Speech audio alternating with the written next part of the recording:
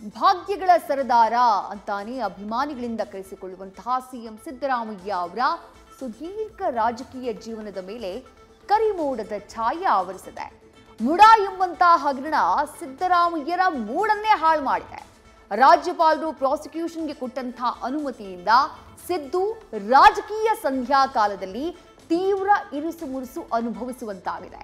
ದಶಕಗಳ ಕಾಲ ಕಟ್ಟಿದಂತಹ ಚರಿತ್ರೆ ಕುಂಬಾರನಿಗೆ ವರುಷ, ದೊಣ್ಣೆಗೆ ನಿಮಿಷ ಅನ್ನೋ ಹಾಗಾಗಿದೆ.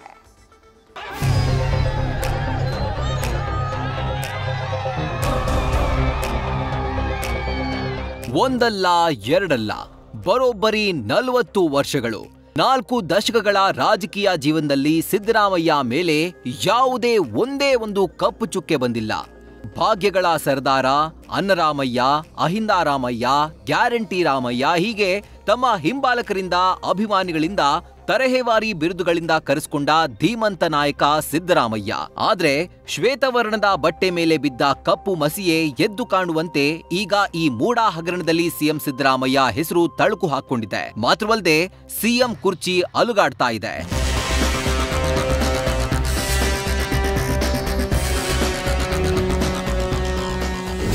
ಸಿಎಂ ಸಿದ್ದರಾಮಯ್ಯ ಸಿದ್ಧಹಸ್ತದ ಶುದ್ಧ ಹಸ್ತದ ನಾಯಕನೆನಿಸಿಕೊಂಡವರು, ಗುರುತರ ಆರೋಪಗಳಿಂದ ಹೊರಗಿದ್ದವರು.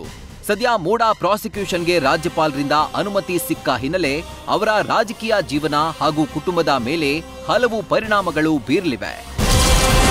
ಇಲ್ಲದ ಜಮೀನನ್ನ ಕೃಷಿ ಭೂಮಿ ಅಂತ ಸಿದ್ದರಾಮಯ್ಯ ನೋಂದಣಿ ಮಾಡಿಸಿಕೊಂಡ ಪರಿಹಾರ ರೂಪದ ನಿವೇಶನವನ್ನ ಬಿಟ್ಟುಕೊಡಬೇಕಾದ ಸಂದರ್ಭ ಸೃಷ್ಟಿಯಾಗುವ ಸಾಧ್ಯತೆ ಇದೆ.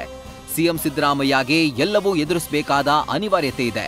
ಸಿದ್ದರಾಮಯ್ಯಗೆ ಕಳಂಕರಹಿತ ರಾಜಕೀಯ ನಿವೃತ್ತಿ ಸಿಗದಿರಬಹುದು. ರಾಜಕೀಯವಾಗಿ ಸಿಎಂ ಸಿದ್ದರಾಮಯ್ಯರ ವರ್ಚಸ್ಸು ಇಳಿಮುಖವಾಗುವ ಸಾಧ್ಯತೆ ಇದೆ. ರಾಜಕೀಯದಿಂದ ನಿವೃತ್ತರಾದ್ರೂ ಪಕ್ಷದ ಮೇಲಿನ ಹಿಡಿತ ಕೈತಪ್ಪಬಹುದು. ಕುಟುಂಬದ ರಕ್ಷಣೆಗಾಗಿ ದೀರ್ಘ ಹೋರಾಟ ಅನಿವಾರ್ಯವಾಗಲಿದೆ. ಪುತ್ರನ ರಾಜಕೀಯ ಭವಿಷ್ಯದ ಮೇಲೂ ಪರಿಣಾಮ ಬೀರಬಹುದು. ಸ್ವಪಕ್ಷದಲ್ಲಿಯೇ ಸಿಎಂ ಸಿದ್ದರಾಮಯ್ಯ ಅಸಮಾಧಾನ ಎದುರಿಸಬೇಕಾಗುತ್ತೆ. ಸಿಎಂ ಹಿಂದುಳಿದ ವರ್ಗದ ಚಾಂಪಿಯನ್ ಪಟ್ಟಕ್ಕೆ ಧಕ್ಕೆ ಉಂಟಾಗಬಹುದು.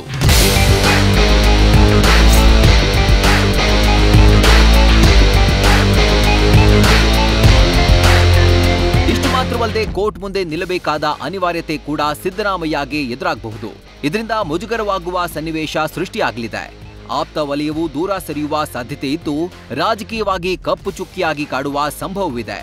ಪಕ್ಷದೊಳಗಿನ ಹಾಗೂ ಹೊರಗಿನ ಎದುರಾಳಿಗಳಿಗೆ ಪ್ರಬಲ ಅಸ್ತ್ರವಾಗುವ ಜೊತೆಗೆ ಭ್ರಷ್ಟಾಚಾರ ಕುರಿತಂತೆ ಪ್ರತಿಪಕ್ಷಗಳ ವಿರುದ್ಧ ಮಾತನಾಡುವುದು ಕಷ್ಟವಾಗಲಿದೆ.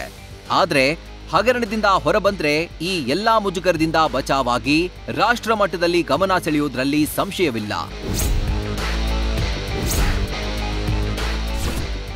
Harish Kakol, political bureau, news first.